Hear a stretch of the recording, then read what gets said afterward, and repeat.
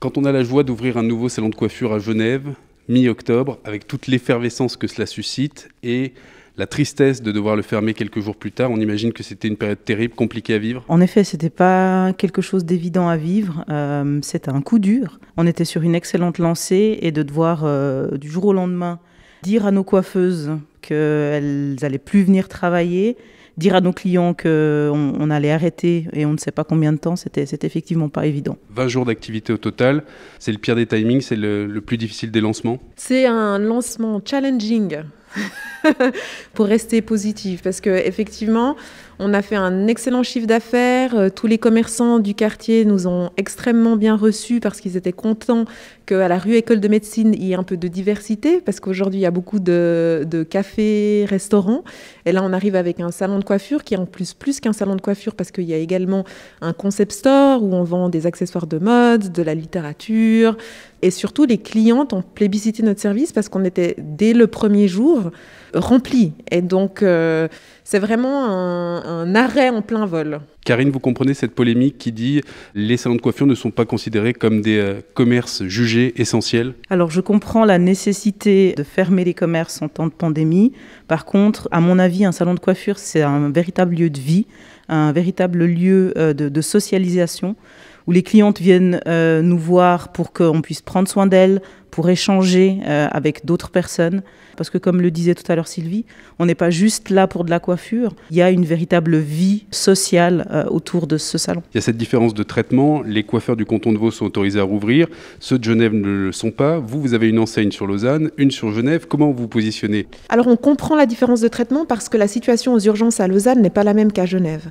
À Genève, on sait que le nombre de lits qui manquent est plus important que sur le canton de Vaud. Donc on comprend intellectuellement, mais c'est clair qu'en tant que commerçant, c'est très compliqué de comprendre ces décisions. On ne va pas refaire la politique, il y a plein de personnes qui réfléchissent et on fait confiance à nos autorités politiques.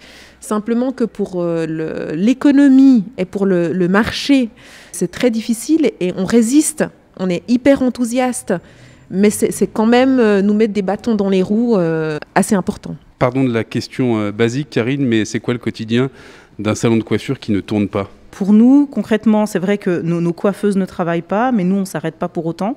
On n'est pas un simple salon de coiffure, on est un véritable lieu de vie avec un concept. Donc on continue de travailler sur la préparation d'événements, toujours la recherche de produits. On continue de préparer le mois de décembre pour vraiment faire en sorte de faire un chiffre d'affaires qui nous permette de rattraper ce retard. Nos coiffeuses ne sont pas au salon, mais elles sont disponibles en ligne.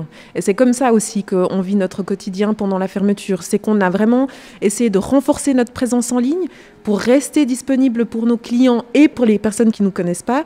Donc nos coiffeuses sont disponibles pour des rendez-vous en ligne où elles peuvent conseiller sur une routine capillaire, sur une coupe au moment de revenir au salon, sur comment porter sa chevelure en période de confinement. Et ensuite, il y a tout l'envoi des paquets. Ça veut dire que quand il y a des commandes en ligne, il faut envoyer les paquets, il faut répondre aux personnes qui ont commandé en ligne. Et ça, c'est une activité qui nous permet de rester active et qu'on est très heureuse de faire. Est-ce que pour l'activité d'un commerce comme le vôtre, ça fait réfléchir à de nouveaux développements, de nouvelles orientations ? Inévitablement. On a dû repenser notre modèle d'affaires. On avait retardé la mise en place d'un véritable shop online. Aujourd'hui, on a juste une plateforme sur notre site internet qui nous permet de commander des produits. Mais là, on va investir dès le mois de janvier dans une véritable plateforme en ligne. On va aussi investir pour être plus visible en ligne, avoir une véritable vitrine en ligne, parce que on doit renforcer notre présence en ligne pour faire face à d'éventuelles nouvelles fermetures du salon, inopinées. Si d'aventure il n'y a pas de réouverture début décembre, ça sera très compliqué économiquement ? Oui, ce sera compliqué. On avait justement un rendez-vous avec notre fiduciaire ce matin qui nous a rendu attentives à ça, à se dire mais comment vous allez faire pour tenir en termes de liquidité ? Parce que c'est vraiment ça le nerf de la guerre. On paye nos factures avec ce qui rentre. Quand il n'y a rien qui rentre, c'est compliqué de payer les factures. On a un plan où on a décidé de vraiment repousser au maximum les factures qui pouvaient être repoussées pour pouvoir tenir jusqu'au mois de janvier en termes de liquidité pour ne pas mettre la clé sous la porte. Les charges sociales, on va négocier pour pouvoir les repousser au maximum. Le loyer, on va négocier avec la gérance qui s'occupe de notre lieu pour pouvoir repousser au maximum.